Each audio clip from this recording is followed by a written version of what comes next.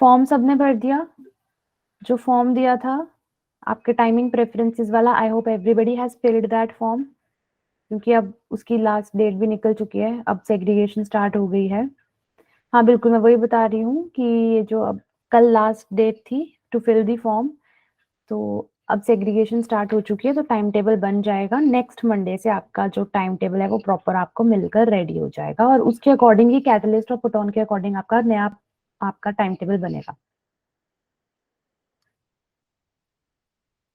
Batch में starting यहाँ से कंटिन्यू ही होगा, बट हाँ बाद में सारा भी करवाया जाएगा। पहले कंटिन्यू होगा, फिर उसके बाद फर्स्ट हाफ भी होगा, बिल्कुल होगा।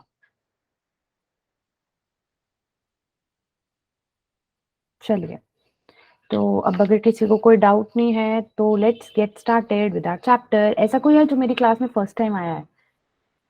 सारे नाम देखे देखे लग रहे हैं। दीप्ति आर्ट्स, ये बच्चा, are you coming for the first time in my class? बाकी मैंने सभी नाम देखे देखे लग रहे हैं। हाँ, बाकी सारे बच्चे पुराने हैं, बस दीप्ति आर्ट्स वाले बच्चे की कंफर्मेशन चाहिए। Okay, so my name is Lavisha Sharma and I am your biology teacher. और हम जो चैप्टर कर रहे थे वो बड़ा ही इंटरेस्टिंग छोटू सा चैप्टर है, बड़ा अच्छा चैप्टर है, ठीक है, जिसमें हमें पता लगता है, ओके हाय पूजा, जिससे हमें ये पता लगता है कि हमारा जो एक छोटा सा सेल है उसके अंदर भी कितना कुछ हो रहा है। इस चैप्टर में हम सिर्फ एक सेल के अंदर जो सब कुछ हो रहा है उसके बारे में पढ़ रहे हैं, ठीक है। सो लास्ट क्लास में हमने चैप्टर शुरू कर दिया था।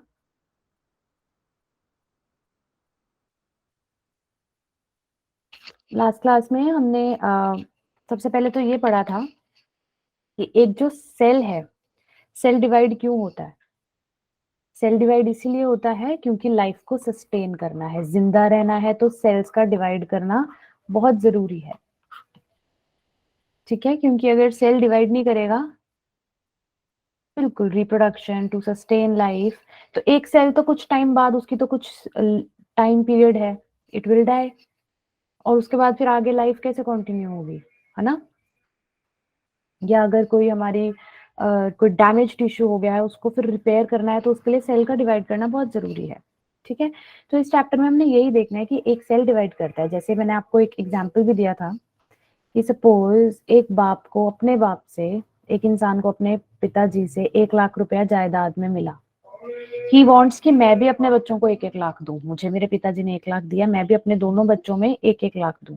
पर इसके पास तो एक ही लाख है, ये अपने दोनों बच्चों को 1 लाख कैसे देगा? इसके पास तो खुद के पास सिर्फ 1 लाख है, how will he divide it amongst his 2 kids? तो वो क्या करेगा, अपने पैसे को मल्टीप्लाई करेगा, दुगना करेगा, पहले कमाएगा पैसे, मेहनत करेगा, है ना, अपने पैसे 2 टाइम्स करेगा, फिर बच्चों में बांटेगा, ऐसे ही होगा, राइट पूजा? तो सेम नेचर में ये चीज चलती है। एक जो हमारा पेरेंट सेल है, अगर वो जो सेल डिवाइड हो रहा है उसको हम पेरेंट सेल कहते हैं, और जो नए सेल बन रहे हैं उसको हम डॉटर सेल्स कहते हैं, ठीक है। मैं बताती हूँ आकृति, अगर ये तो मैंने लास्ट क्लास में भी एग्जांपल दिया था कि सपोज एक इंसान को अपने पिताजी से 1 लाख रुपया जायदाद में मिला, ठीक है। ही वांट्स कि मैं भी अपने बच्चों को आगे 1-1 लाख दूं, जितना मुझे मिला है मैं भी उतना ही दूं। तो उसके लिए वो क्या करेगा, उसके पास तो 1 ही लाख है, वो अपने दोनों बच्चों को 1-1 लाख कैसे देगा? पहले वो मेहनत करेगा, अपने पैसे कमाएगा, ठीक है, 2 टाइम्स करेगा अपनी मेहनत की कमाई से, फिर उसके बाद अपने बच्चों को 1-1 लाख दे देगा, उसका काम खत्म, ठीक है। तो हमारी नेचर में भी एक सेल ऐसे ही करता है। एक सेल जो है, पहले वो अपने आप को ग्रो करता है, अपना साइज वगैरह सारा कुछ, अपने अंदर जितने भी कंटेंट्स हैं उन सबको डबल करेगा, फिर उसके बाद 2 इक्वल पार्ट्स में डिवाइड कर जाएगा। सिमिलरली हमारे सेल में भी यही होता है। याद आ गया आप लोगों को? लास्ट क्लास में एग्जाम्पल करवाया था, इस एग्जाम्पल से तो आप कभी नहीं भूलेंगे। तो ये जो सेल डिवाइड करता है ना, ये ऐसे नहीं है कि मैंने एक लकड़ी का पीस लिया और उसको 2 हिस्से में तोड़ दिया तो 2 नए सेल बन गए, ठीक है, ऐसे नहीं है। एक सेल को 2 हिस्सों में तोड़ दिया, ऐसे बहुत सेल को डिवाइड करने के लिए बहुत रीति रिवाज फॉलो करने पड़ते हैं। ऐसे नहीं है कि सेल को 2 हिस्सों में तोड़ दिया बस सिंपली सेल बन गया।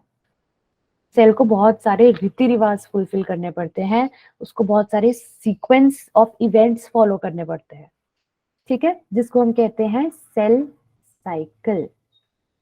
तो सेल साइकिल क्या है?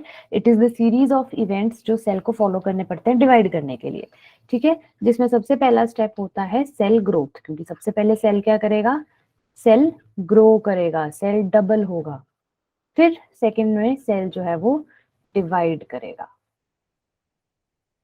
तो सेल के दो फेजेस हमने पढ़े थे लास्ट क्लास में। सेल ग्रोथ कौन से फेज में होती है? Who will tell? किसको याद है सेल ग्रोथ कौन से फेज में होती है?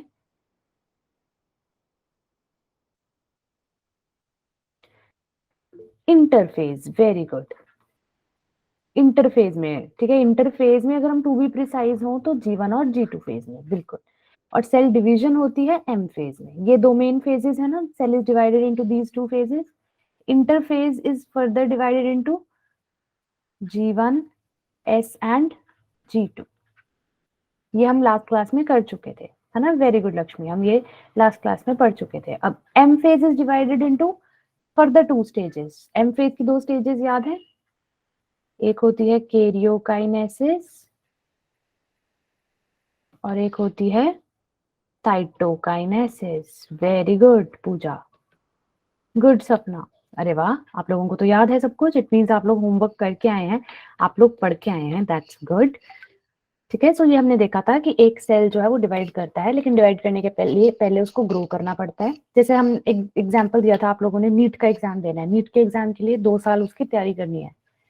2 साल लंबा टाइम हमने नीट की प्रेपरेशन में निकाल देना है। ठीक है, फिर उसके बाद जाकर हमने 3 घंटे का एग्जाम देना है। तो जो हमारी प्रेपरेशन है वो सारी क्या है? हमारा इंटरफेस, जिसमें हम मैक्सिमम टाइम लगा रहे हैं। ठीक है, तो सेल अपना मैक्सिमम टाइम किस में लगा रहा है? इंटरफेज में। अपना 95% वक्त इंटरफेज में गुजार रहा है। और सिर्फ हाँ, नीट की प्रेपरेशन में सिर्फ सबसे ज्यादा टाइम निकाल रहा है। और जो फाइनल एग्जाम का टाइम है, जो एग्जाम की घड़ी है, वो सिर्फ 5% टाइम। बिल्कुल बिल्कुल, नंदिता ने देखो कितने इजीली उस चीज को बता दिया। 3 घंटे का एग्जाम फेज है, वो M फेज है। और 2 घंटे की हमारी, 2 सालों की हमारी प्रेपरेटरी फेज है, जिसको हम इंटरफेज कहते हैं। Very good. चलो, आप लोगों के रिस्पॉन्सेज देखकर मुझे इतनी खुशी हो रही है ना, मुझे ऐसे लग रहा है कि yes, everybody has understood. Very good बच्चों, लास्ट क्लास का आपको याद है। तो अब जल्दी से रिवाइज करते हैं। सबसे पहले सेल क्या करता है? सेल ग्रो करता है। ठीक है, देखिए पहला छोटू सा सेल था, उसके बाद डबल हो गया, मोटा हो गया, है ना? This is cell growth. ये कौन से फेज में होती है? G1 और G2 फेज में। फिर होता है क्रोमोसोम रेप्लिकेशन, जिसको DNA रेप्लिकेशन भी कहते हैं। ये कौन से फेज में होती थी? इंटरफेज के कौन से फेज में होती थी? कौन से सब फेज में होती थी? Very good, metaphase. Replication S phase. Very good. और ये दोनों किस में आते हैं? ये दोनों आते हैं, अरे वाह, वेरी गुड। कुछ बच्चे भी लेट ज्वाइन किए हैं। बच्चे, नेक्स्ट टाइम मेक श्योर आप लोग टाइम पे आ रहे हैं। इंपॉर्टेंट चीजें मिस हो जाती हैं अगर आप टाइम पर नहीं आते। This is interface. ठीक है, उसके बाद जब क्रोमोसोम्स रेप्लिकेट हो गए, DNA डबल हो गया, उसके बाद क्रोमोसोम्स सेग्रीगेट यानी कि सेपरेट होते हैं। एक एक सेल में चला जाता है, एक पहले तो न्यूक्लियस में होता है, एक न्यूक्लियस में चला जाता है, एक दूसरे न्यूक्लियस में। ये होता है हमारा कैरियोकाइनेसिस वाला फेज। और फिर जब एक्चुअल में सेल फिजिकली डिवाइड करता है, fourth, this is cytokinesis. Very good. तो कैरियोकाइनेसिस किसको कहते थे हम? न्यूक्लियस की डिवीजन को। ये आते हैं हमारे M फेज में, जो हम आज की क्लास में पढ़ेंगे। देखो लास्ट क्लास में हम G1, G2 और S फेज डिटेल में पढ़ चुके हैं। आज की क्लास में हम कैरियोकाइनेसिस और साइटोकाइनेसिस को डिटेल में पढ़ेंगे। ठीक है, सो आज की क्लास में हम यही करने वाले हैं, Cairo and cytokinesis. Very good. उससे पहले बहुत सारे बच्चों को ये डाउट रहता है टिल द एंड, लेकिन जब मैं भी आप लोगों की एज में थी तो मुझे भी इस चीज में ना ये समझ नहीं आता था। क्रोमैटिन हो गया, क्रोमैटिड हो गया, क्रोमोसोम हो गया, ये सब फर्क क्या है इनमें, है ना? तो मैंने आपको बताया था, याद है वो मैगी वाला डायग्राम दिखाया था, कि जब DNA इस तरह से इंटैंगल्ड फॉर्म में प्रेजेंट होता है, इंटैंगल्ड फॉर्म में है, तो इसको हम बोलते हैं क्रोमैटिन। इस फॉर्म को हम कहते हैं chromatin, not the Puja, it is chromatin, IN। ठीक है, वेरी गुड हर्षिता। ठीक है, ये होती, no it's okay, it's okay, जितनी मर्जी गलतियां करनी है यहाँ पर करो। Pooja, there is nothing to be sorry. खूब गलतियां करो यहाँ पर, ताकि बस पेपर में गलती नहीं करनी हमने। गुड अशकीरत। ये है टैंगल्ड फॉर्म। डीएनए किस फॉर्म में है? उलझी हुई फॉर्म में है। ठीक है। फिर उसके बाद जब सेल ने डिवाइड होना होता है ना, जब सेल डिवीजन होने वाली होती है, उस टाइम पे जो ये हमारा क्रोमैटिन है ये सुलझ जाता है और बहुत कंडेंस हो जाता है, और कैसी फॉर्म ले लेता है? कंडेंस्ड फॉर्म में आ जाता है। इस कंडेंस्ड फॉर्म को हम क्या कहते हैं? वेरी गुड हर्षिता, गुड अनुभूति। This is called chromosome. इस फॉर्म को हम क्या कहते हैं? क्रोमोजोम। तो अब पहले आपको क्रोमैटिन और क्रोमोजोम में तो फर्क पता लग गया। अब क्रोमोसोम के पार्ट्स अगर हम देखें, ये जो सेंटर में है कंस्ट्रिक्शन, इसको हम क्या कहते थे? क्रोमोसोम के सेंटर में जो कंस्ट्रिक्शन होती है, इसको हम कहते हैं सेंट्रोमियर। नहीं नहीं, ये सेंटर वाला सर्कल को कह रही हूं मैं, आकृति। Centromere, good Lakshmi. और ये जो इसकी ये जो आर्म है, जिसको मैंने ब्लू शेड किया है, इसको हम कहते हैं क्रोमैटिड। ठीक है, दिस इज कॉल्ड क्रोमैटिड, जिसको मैंने ब्लू शेड किया है। समझ आ गया? तो अब क्रोमैटिड पता लगा। This is one chromosome having one chromatid. ठीक है। अब जब हमने अभी पढ़ा डीएनए रेप्लिकेशन हो गई, रेप्लिकेशन मतलब जो डीएनए है वो डबल हो गया, तो उस टाइम पे स्ट्रक्चर कैसा बन जाता है? ऐसा।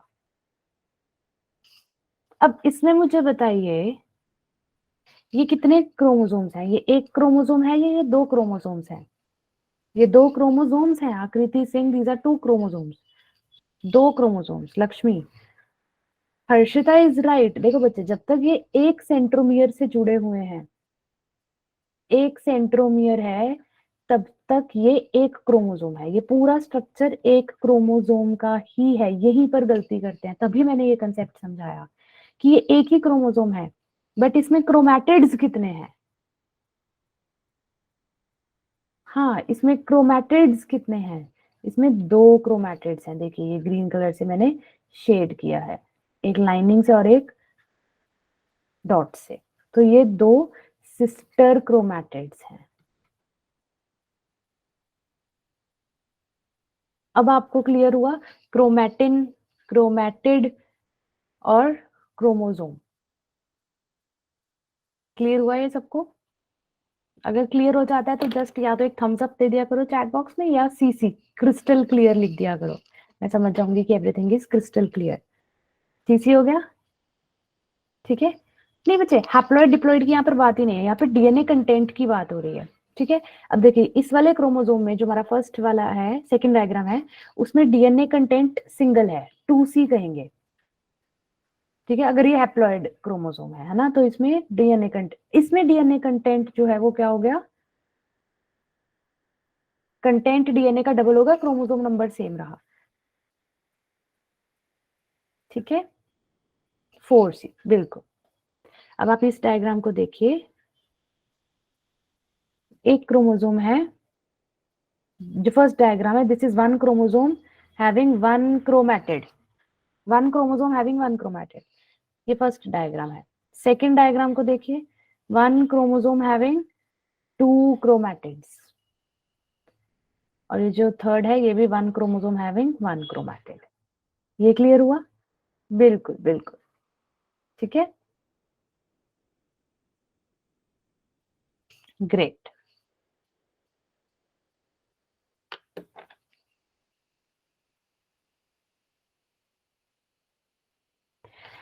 तो अब हम आते हैं अपने उस फेज में, हम उस चीज के बारे में पढ़ते हैं जिसका हमें बहुत बेसब्री से इंतजार था, है ना। ये हमारा सेल साइकिल है। इसमें से ये जो रेड कलर से शेड किया हुआ है, ये है वो 2 साल जो हम नीट की प्रिपरेशन में लगा रहे हैं। इसको हम क्या बोलते थे? इंटरफेस। वो 2 साल जो नीट की प्रिपरेशन में लगाया, very good.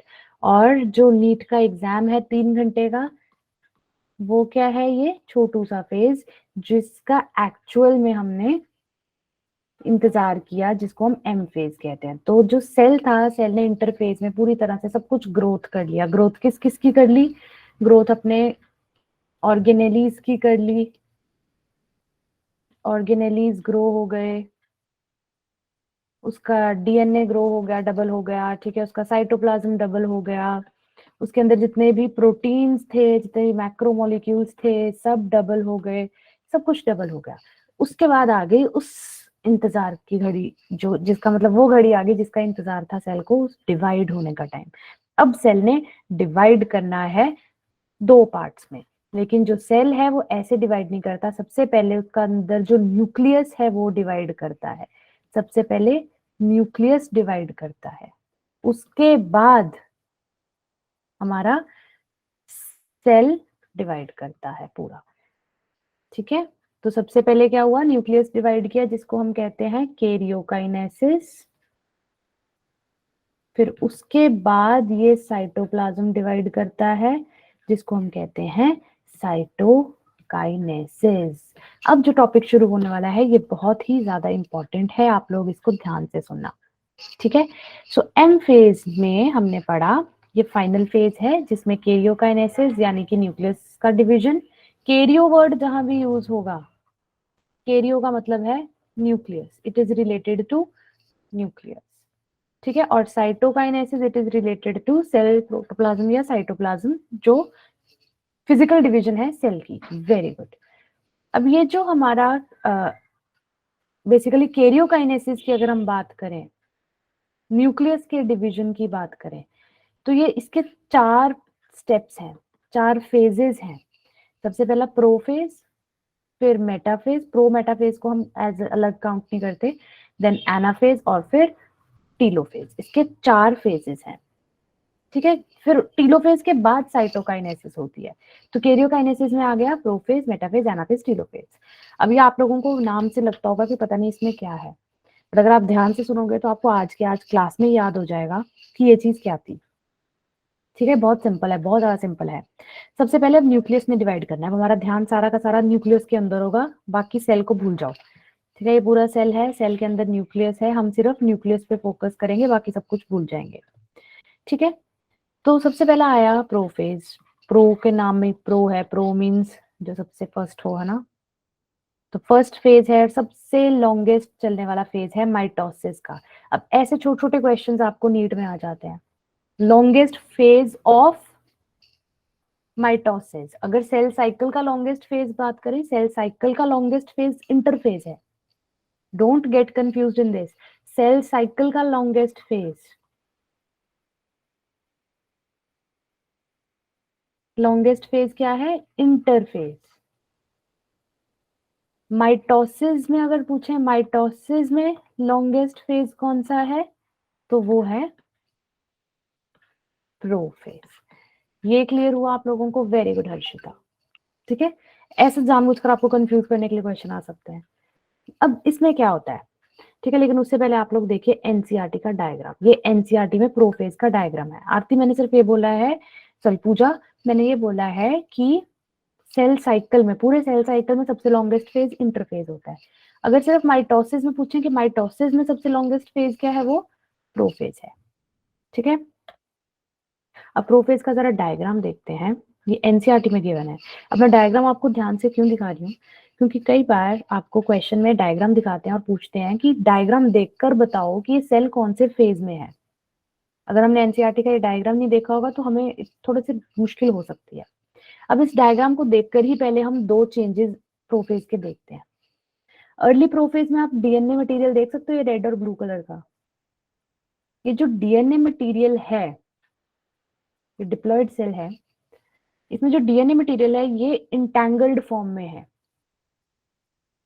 It is entangled, it is tangled कह दो सिर्फ, ठीक है। तो इसको हम क्या फॉर्म बोलते थे, अभी मैंने आपको बताया, जो उलझा हुआ डीएनए है एक दूसरे में, उस फॉर्म को हम क्या बोलते हैं, वेरी गुड अनुभूति, इट इज क्रोमैटिन। तो मतलब पहले सेल में डीएनए क्रोमैटिन फॉर्म में होता है, लेकिन प्रोफेज में, लेट प्रोफेज में आता आता वो क्या बन गया, लेट प्रोफेज में आता आता इस डीएनए की शेप में चेंज दिख रहा है आप लोगों को? Can you observe a change, कि पहले डीएनए कैसा था, अब डीएनए कैसा दिख रहा है?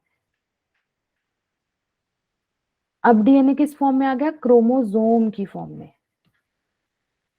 नहीं, रेप्लिकेट तो वो पहले ही हो गया था इस फेज में, अब वो क्रोमोसोम की फॉर्म में आ गया, अब वो कंडेंस हो गया। तो सबसे पहला चेंज, वेरी गुड सपना, वो कंडेंस हो गया। तो सबसे पहला, सबसे मेजर चेंज हम प्रोफेज में क्या देखते हैं?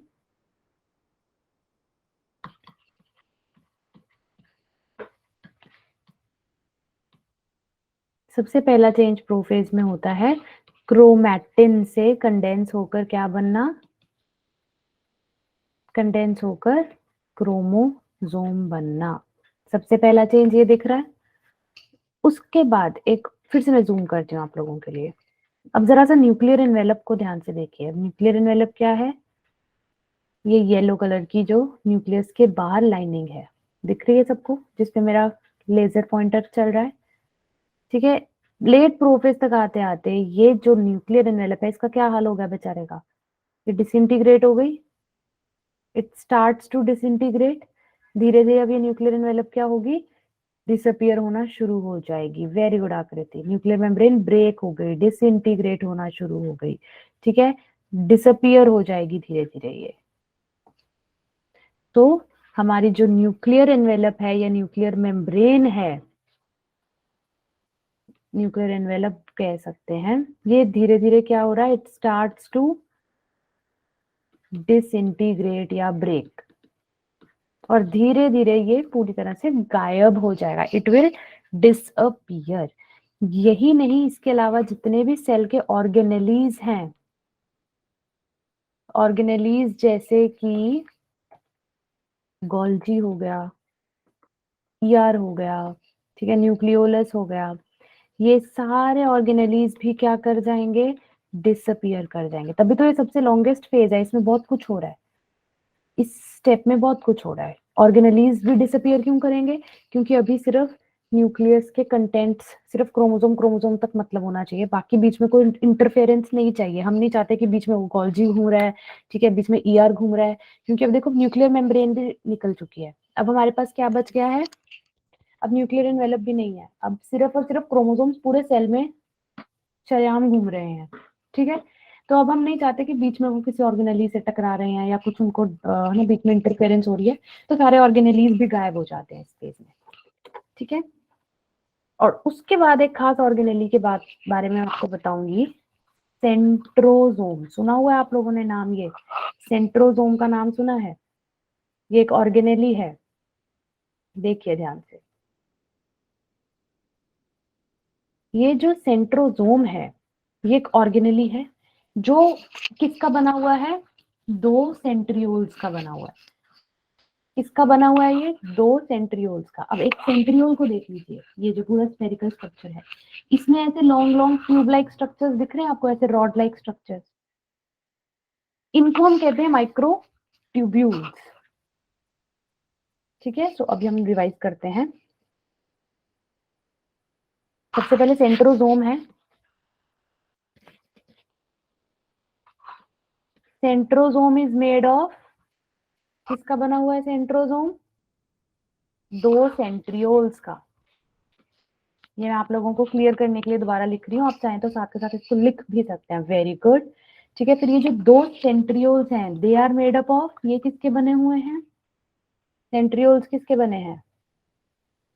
They are made of microtubules. अभी पढ़ा हमने, वेरी गुड हर्षिता। अब ये जो माइक्रो ट्यूब्यूल्स हैं, ये क्या करते हैं? इनसे कुछ चीज निकलती है, कुछ चीज बनती है, उनको हम क्या कहते हैं? ये माइक्रोट्यूब्यूल्स क्या फॉर्म करते हैं? दे फॉर्म स्पिंडल फाइबर्स और एस्टर रेज भी कहते हैं इसको, एस्टर रेज। अभी एस्टर रेज क्या है मैं आपको भी नेक्स्ट स्लाइड में दिखाऊंगी। अभी फिलहाल सिर्फ ये याद रखिए, सेंट्रोजोम है, सेंट्रियोल का बना हुआ, सेंट्रियोल माइक्रोट्यूब्यूल के बने हुए हैं, ये रॉड लाइक स्ट्रक्चर्स हैं, और ये माइक्रोट्यूब्यूल्स क्या बनाती हैं? स्पिंडल फाइबर्स बनाते हैं।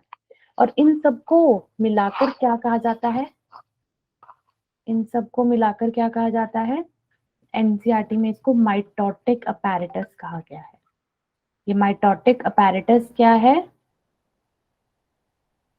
ये वो मशीनरी है, अपैरेटस मतलब मशीनरी, वो मशीनरी है जो माइटोसिस के लिए जरूरी है। इसकी वजह से माइटोसिस या जो भी सेल डिवीजन है वो हो पा रही है बिकॉज ऑफ दिस। अब वो कैसे हेल्प करती है हम आगे बढ़ेंगे, लेकिन अभी हमने सिर्फ इतना देखा कि ये जो सेंट्रोसोम्स हैं और वो स्पिंडल फाइबर्स बना रहे हैं, ठीक है। तो ये जो सेंट्रोसोम्स हैं ये क्या करते हैं, प्रोफेज में ये सेंट्रोसोम एक इस पोल के टुवर्ड्स आ जाता है, लेट प्रोफेज वाला डायग्राम देखो, एक इस पोल की तरफ चला जाएगा और दूसरा सेंट्रोसोम दूसरे पोल पे चला जाएगा, ये ऑटोमेटिकली टुवर्ड्स दी एंड्स जाने लग जाते हैं। एक सेंट्रोसोम इधर आ गया, एक सेंट्रोसोम दूसरे पॉइंट पे आ गया, ठीक है, ये सेंट्रोसोम्स है। तो फोर्थ मेजर चेंज हमने क्या देखा, हमारे प्रोफेज में क्या हो रहा है, फोर्थ मेजर चेंज, सेंट्रोसोम्स जो हैं या सेंट्रियोल्स कह लो, they move towards the poles, ये पोल्स की तरफ जाने लग गए। और फिफ्थ है कि स्पिंडल फॉर्मेशन शुरू हो गई। Very good, spindle formation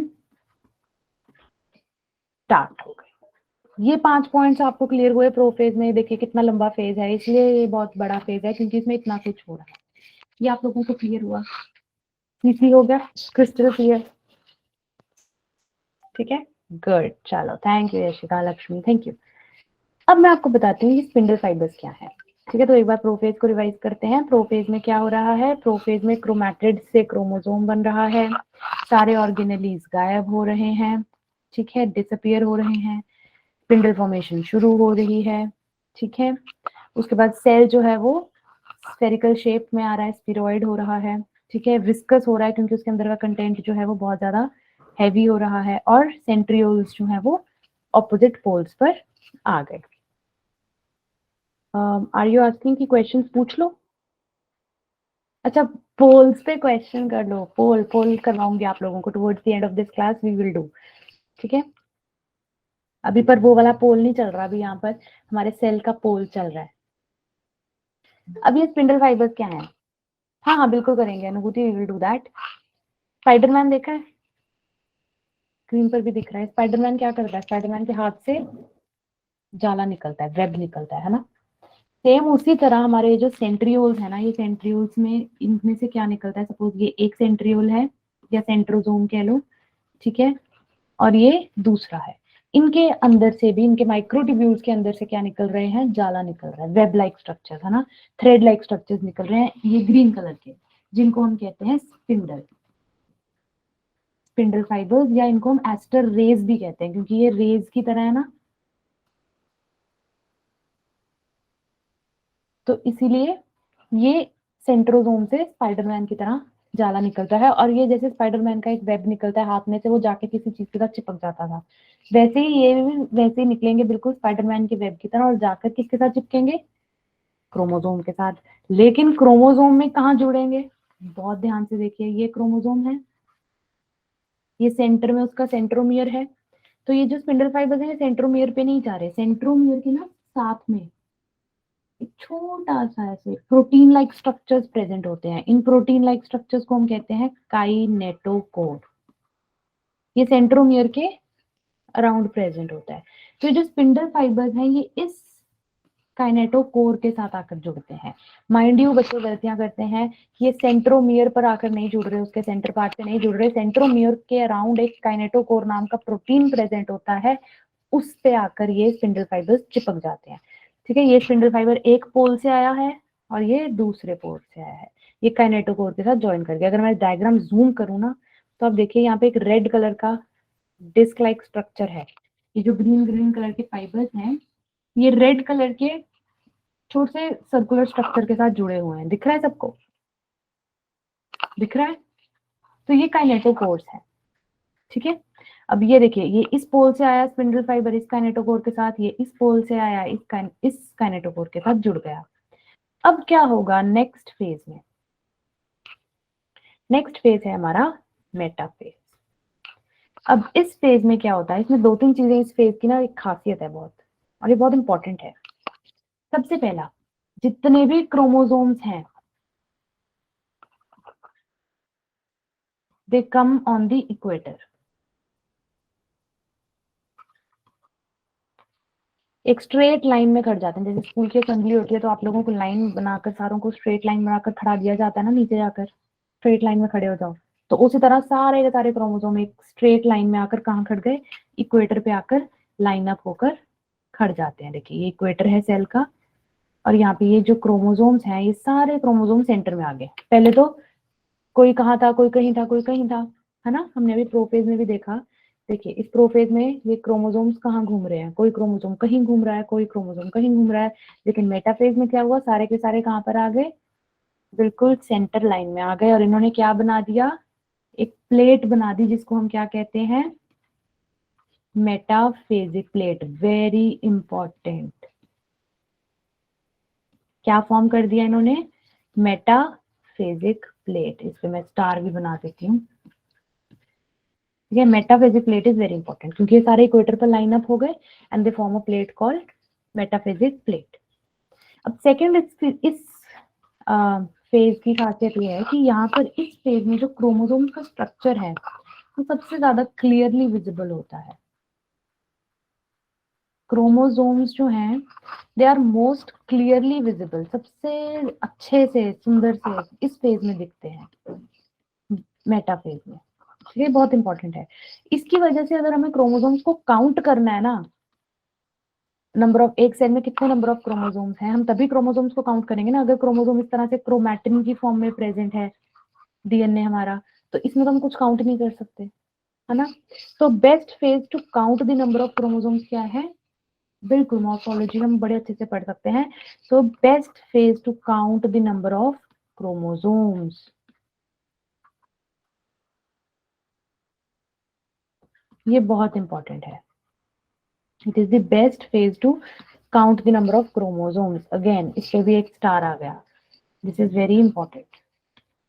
metaphase की दो तीन खासियत है जो बहुत जरूरी है, ठीक है।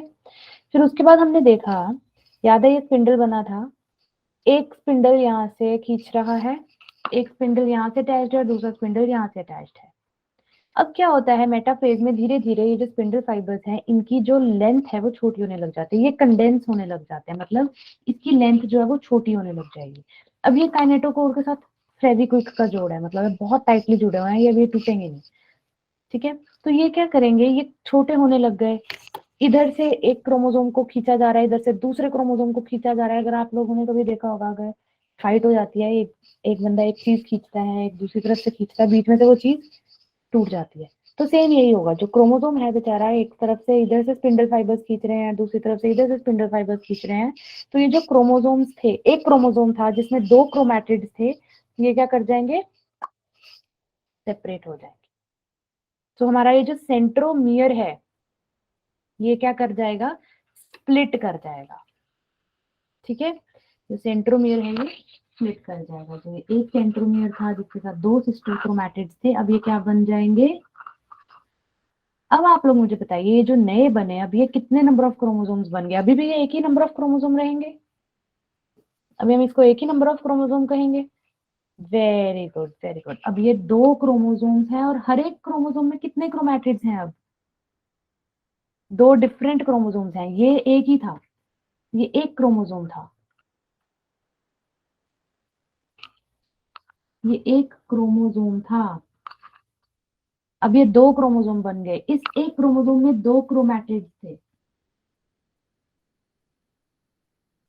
ठीक है। अब यहाँ पे हर एक क्रोमोसोम में एक एक क्रोमैटिड है, ये पूरा एक क्रोमैटिड है, मैंने आपको बताया था ना, ये पूरा एक क्रोमैटिड है। तो अब हमारे पास बिल्कुल आकृति, एक क्रोमोसोम में एक क्रोमैटिड, एक क्रोमोसोम में एक क्रोमैटिड। क्लियर हो गया सबको ये कंसेप्ट, ठीक है। तो ये हमारा क्या हुआ, सेंट्रोमियर स्प्लिट हो गया। तो फोर्थ इंपॉर्टेंट चीज इस फेज में क्या होती है, सेंट्रोमियर जो है वो स्प्लिट कर जाता है। ये क्यों स्प्लिट करता है, क्यों स्प्लिट करता है, क्योंकि स्पिंडल फाइबर्स कंडेंस करने शुरू कर जाते हैं, because spindle fibres they start to condense. ये समझ आ गया, मेटाफेज समझ आ गया आप लोगों को अच्छे से, ठीक है। तो उसके बाद थर्ड फेज तो बहुत इजी है, बहुत छोटा सा फेज है। एनाफेज में क्या हो रहा है, क्रिस्टल क्लियर हो गया, थैंक यू। तो इस फेज में क्या होगा, जो हमारे दो क्रोमैटिड्स अलग हो गए थे, सिस्टर क्रोमैटिड्स, अब ये अपने अपने पोल के टुवर्ड्स जाने लग जाएंगे, अपने अपने पोल में जाने लग जाएंगे। इस फेज में बस सिर्फ यही है, इस पेज में और कुछ नहीं है। आई कैन सी बड़े न्यू बच्चे मुझे आ रहे हैं इस क्लास में।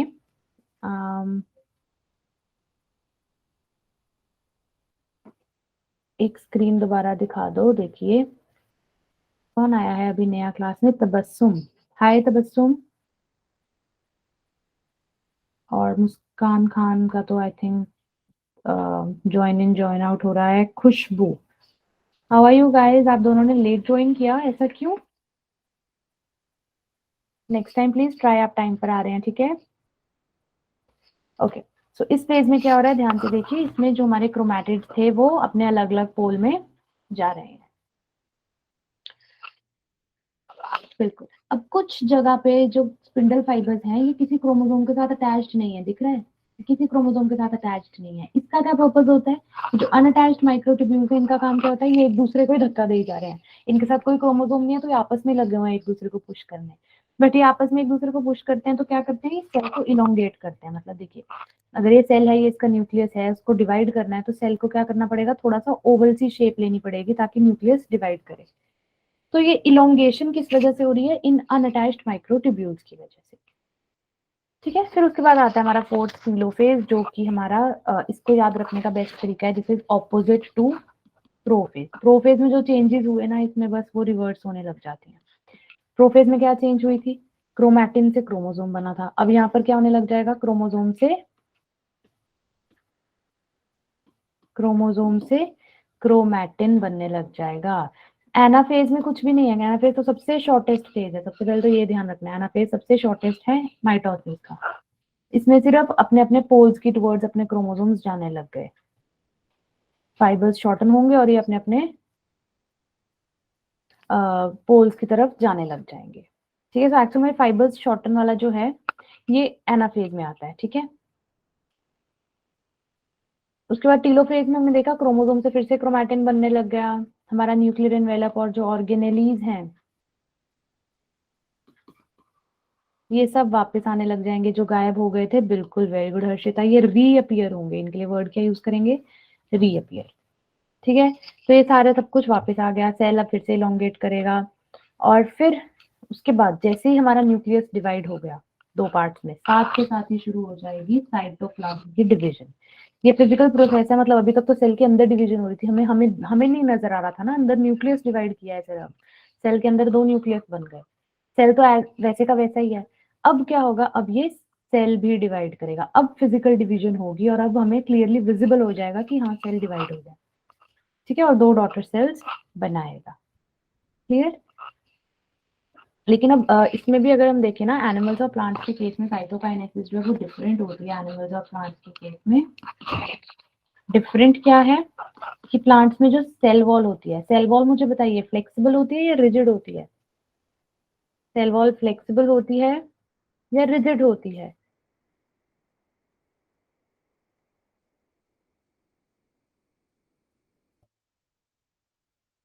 रिजिड होती है, बड़ी हार्ड होती है ना?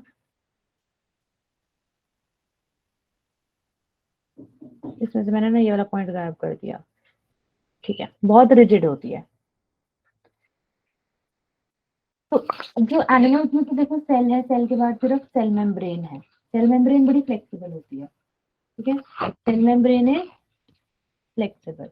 तो ये सेल मेम्ब्रेन फ्लेक्सिबल होने की वजह से ये अंदर को फोल्ड होने लग जाती है, अंदर की साइड को फोल्ड होती है और जो सेल है वो कुछ इस तरह से बन जाता है। इस तरह से ये क्या बन गई, एक फरो बन जाती है।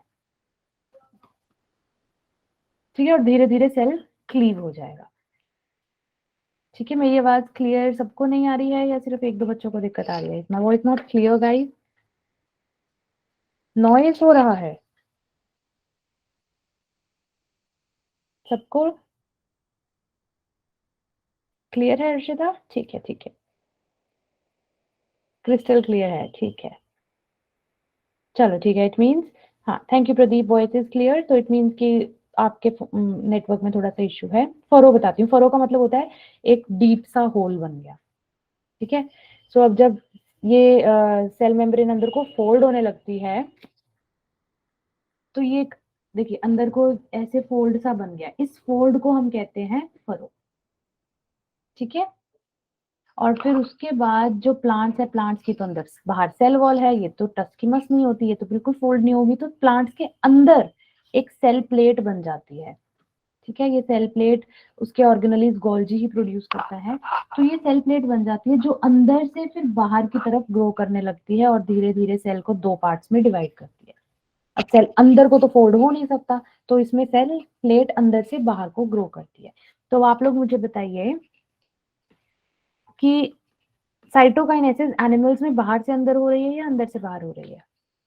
एनिमल्स में अंदर से बाहर हो रही है या बाहर से अंदर? आउट टू इन हो रही है। और प्लांट्स में इन टू आउट। बिल्कुल हर्षिता, ठीक है, ये साइटोकाइनेसिस क्लियर हुआ? Very good. इसके बाद हम करेंगे लास्ट टॉपिक जो है हमारे चेक पॉइंट। अब चेक पॉइंट क्या है, मैं थोड़ा फास्ट इसीलिए होगी क्योंकि हमारा टाइम होने वाला है, मैं नहीं चाहती कि क्वेश्चन ना कर पाए, थोड़ा सा फास्ट होना पड़ रहा है, ठीक है, थोड़ा सा। चेक पॉइंट, एयरपोर्ट पे जब हम जाते हैं तो हर पॉइंट पे सिक्योरिटी होती है, हर पॉइंट पे चेकिंग होती है। जैसे आप लोग बोर्ड के एग्जाम में जाते हैं तो वहां पर आपके लिए चेकिंग होती है, चिट्स तो नहीं बच्चा लेकर आया है ना। तो एयरपोर्ट पे जब हम जाते हैं वहां पे ना हर एक जगह जगह पर चेकिंग होती है टू मेक श्योर कि जो हाँ ये इंसान आगे भेजने लायक है या नहीं, कि उसके पास कोई हथियार वगैरह या कुछ ऐसा तो नहीं है जो आगे बाकी लोगों के लिए हार्मफुल हो सके। ऐसे ही होता है ना, इसलिए चेकिंग होती है। तो सेम, अब जो सेल साइकिल है ना, ये बहुत इंपॉर्टेंट प्रोसेस है। Cell cycle is a very very very important process, सबसे क्रूशियल, सबसे सेंसिटिव, बहुत इंपॉर्टेंट प्रोसेस है। It is very very important process. Important क्यों है सेल साइकिल, इतना इंपॉर्टेंट क्यों है? क्योंकि एक सेल से 2 सेल बनेंगे। अगर बाई चांस एक सेल कोई डिफेक्टेड हो गया, एक गलती से भी डिफेक्टेड हो गया, तो क्या होगा? ओके आकृति, ठीक है। आकृति आपके कौन से सब्जेक्ट की क्लास रहती है? फिजिक्स की, केमिस्ट्री की या बायो की? अगर एक भी सेल डिफेक्टेड रह गया तो इसने आगे भी डिफेक्टेड सेल्स बनाने हैं। फिजिक्स केमिस्ट्री, ठीक है आकृति, ओके। बट मेक श्योर आप अपनी क्लास ये मिस ना किया करें, थोड़ा सा इंपॉर्टेंट है, बट इट्स ओके। आप अभी जा सकते हैं, next time it's all up to you. फिर ये भी डिफेक्टेड बनाएंगे, आगे फिर डिफेक्टेड बनेंगे, तो इस तरह से हमारी बॉडी के सेल्स सारे डिफेक्टेड होते हैं। तो सेल को बहुत ज्यादा ध्यान देना पड़ता है कि हर सेल साइकिल इतने अच्छे से हो रहा है कि कोई भी गड़बड़ नहीं होनी चाहिए, क्योंकि एक भी गड़बड़ हुई तो हमारी बॉडी के सारे सेल्स आगे जो नए बनेंगे वो खराब हो जाएंगे। अगर एयरपोर्ट की सिक्योरिटी से एक भी आतंकवादी बचकर निकल गया तो उसने क्या करना है, उसने सबकी लाइफ जो है वो जोखिम में डाल देनी है।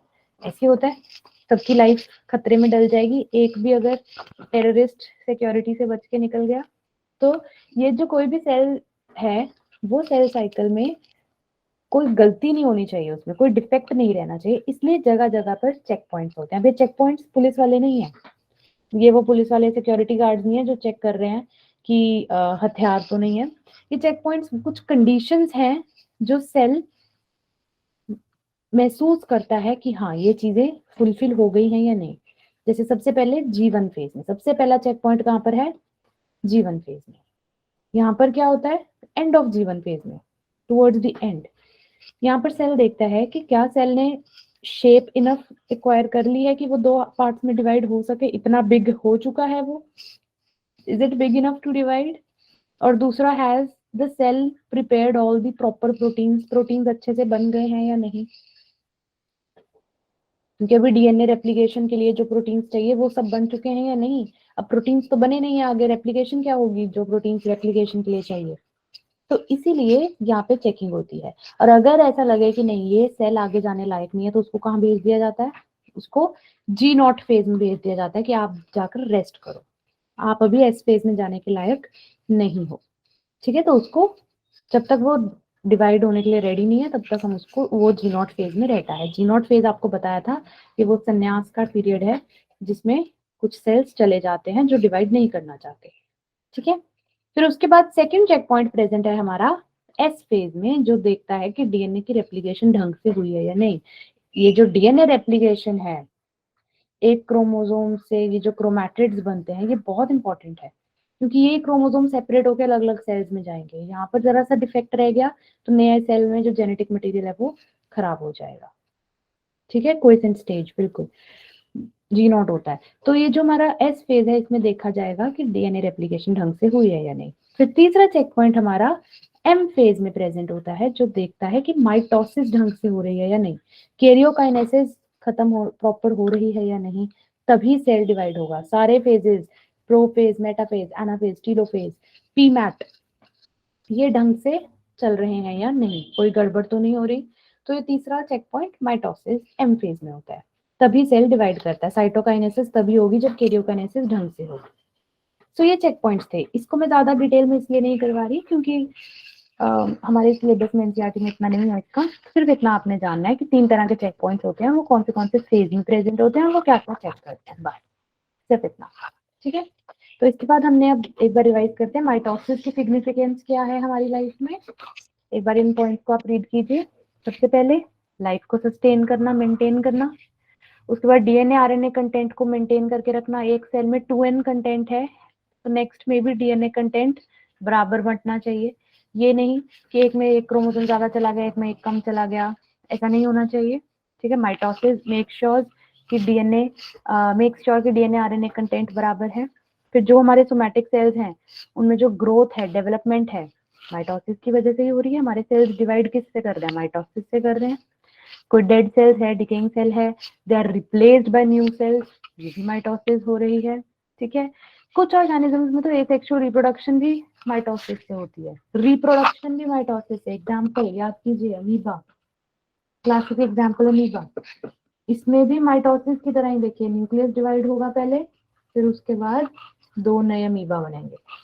अब ये एक ही सेल है, यही इसकी रिप्रोडक्शन है, यही इसकी ग्रोथ है। माइटोटिक डिवीजन होता है, अरे वाह, माइटोसिस मियोसिस। माइटोसिस में जो डीएनए कंटेंट है सेल का वो सेम रहता है। 2n था तो 2n ही रहता है, तभी तो पहले सेल अपने आप को रेप्लिकेट करता है, फिर उसके बाद सेल डिवाइड करता है। मियोसिस, ये हमारे जो माइटोसिस है ये हमारे सोमैटिक सेल्स में, हमारे सारे नॉर्मल सेल्स में होती है। मियोसिस हमारे जर्म सेल्स में, जब गेमीट्स बने होते हैं सिर्फ वहीं पर होती है। ठीक है, तो अभी मियोसिस नेक्स्ट क्लास में करेंगे, आज हम माइटोसिस कर रहे हैं। उसके बाद cleavage of egg and division of ब्लास्टोलास्ट। जब हमारा जाइगोट बनता है ना, 2n जाइगोट, सिंगल सेल, ये एक सेल है, इससे फिर 2 सेल्स बनते हैं, फिर 2 से 4 सेल्स बनते हैं, फिर 4 से 8 सेल स्टेज बनती है। तो ये क्या है? ये जाइगोट की डिविजन्स हो रही है, ब्लास्टुला की डिविजन्स हो रही हैं, ये भी माइटोसिस से हो रही है। ठीक है, तो ये माइटोसिस की हमारी लाइफ में सिग्निफिकेंस है। ठीक है, तो आज की क्लास में हमने इतना ही करना है। अब हम कुछ पोल्स के लिए क्वेश्चंस करें, जस्ट टू चेक कि आप लोगों को कितना समझ आया। बड़े सिंपल से क्वेश्चंस लेकर आई हूँ मैं आप लोगों के लिए, वन बाय वन हम पोल्स में करेंगे। Is everybody ready to check कि हमने क्या पढ़ा? चलिए, तो मैं आपके स्क्रीन पे क्वेश्चन लाऊंगी, वन बाय वन उनका पोल लॉन्च करूंगी। पोल में जाके आंसर सबने देना है। बच्चे कितने हैं इस क्लास में? आई थिंक अराउंड 18 स्टूडेंट्स हैं, पहले तो 20 के राउंड थे। चलिए, तो अब 18 स्टूडेंट्स हैं, कुछ बच्चे पूछ कर लीव कर चुके हैं, बाकी बने रहेंगे कॉल में, कोई लीव नहीं करेगा unless and until we are done with the question. ठीक है, सिर्फ 3 क्वेश्चन है। चलिए, सबसे पहले हम फर्स्ट क्वेश्चन का आंसर देंगे। मुझे आंसर चाहिए, 18 के 18 आंसर चाहिए। Everybody should participate. Poll launch हो गया है, फर्स्ट क्वेश्चन पढ़िए और जाके आंसर दीजिए। हरिया फास्ट, थोड़ा तेज करेंगे क्योंकि मैं पोल एंड कर दूंगी।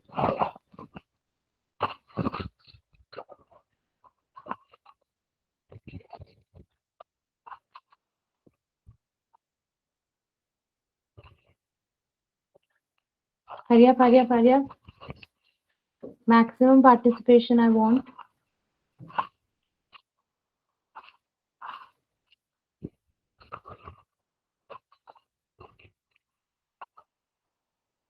I can see 12 votes. अरे वाह, it means आप सब लोग जाग रहे हैं, and you all are with me. बिल्कुल 13, ग्रेट। बाकी जो 4-5 बच्चे रह गए, पोल एंड कर दूं 15, क्या बात है। चलिए, सेकंड पोल भी लॉन्च कर दिया, जल्दी से सेकंड का भी आंसर दीजिए, very simple. That's really nice, 15 class students ने वोट किया है, वेरी गुड। बड़ी एक्टिव क्लास है, मैं नोट्स लिखती रहती हूँ, this is a good class.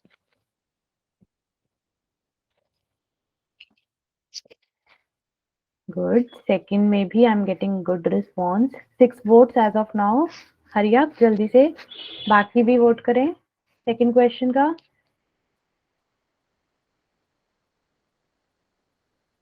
Third question भी मैंने लॉन्च कर दिया है, जल्दी से इसका आंसर दीजिए।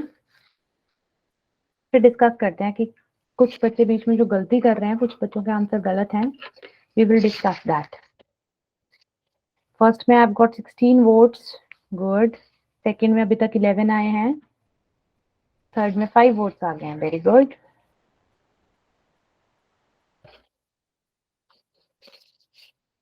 चलिए, तो मैं फर्स्ट पोल एंड कर रही हूँ. फर्स्ट पोल का आंसर डिस्कस करते हैं. अगर किसी स्टेज में हमने क्रोमोसोम नंबर काउंट करने हैं तो कौन सा स्टेज बेस्ट है? It is D, metaphase. ये मैंने अभी आपको बताया है. एंड आई कैन सी 16 में से 8 बच्चों ने, 50% स्टूडेंट्स ने मेटाफेज किया है, लेकिन कुछ ऐसे भी थे जिन्होंने टीलोफेज, इंटरफेज, प्रोफेज भी किया है. कौन है ये महान हस्तियां? मैंने स्पेशली चीख चीख कर बोला था कि मेटाफेज में क्रोमोसोम्स क्लियरली विजिबल होते हैं, तो हम इसको बहुत अच्छे से काउंट कर सकते हैं मेटाफेज में, जो हमारा सेकेंड फेज था. अब सेकेंड पोल भी मैं एंड कर रही हूँ. 14 वोट्स आए हैं उसमें. उसमें से 9 बच्चों ने ए सिलेक्ट किया है, तो इसका आंसर ए है, काइनेटोकोर. कुछ अभी भी सेंट्रोमियर कर रहे हैं. सेंट्रोमियर नहीं है, इट इज काइनेटोकोर, प्रोटीन जो सेंट्रोमियर के अराउंड प्रेजेंट होता है. ठीक है. चलिए, अब जल्दी से थर्ड देखते हैं. थर्ड क्वेश्चन में 12 में से 10 बच्चों ने सी ऑप्शन सिलेक्ट किया है. इसमें मैंने डी ऑप्शन आप लोगों को दिया ही नहीं गलती से, बट चलिए, सी सिलेक्ट किया है, स्पिंडल. Very good. कुछ ऐसे भी हैं जिन्होंने न्यूक्लियोलस किया है. कौन है वो महान हस्तियां? क्रोमोसोम मूव किसकी वजह से कर रहा है? क्रोमोसोम के पास जो यहाँ पे स्पिंडल आके जुड़ गए हैं, ये स्पिंडल कंडेंस होने लग जाते हैं. इनके कंडेंस होने की वजह से ही क्रोमोसोम्स को मूव करना पड़ रहा है एक एक पोल की तरफ.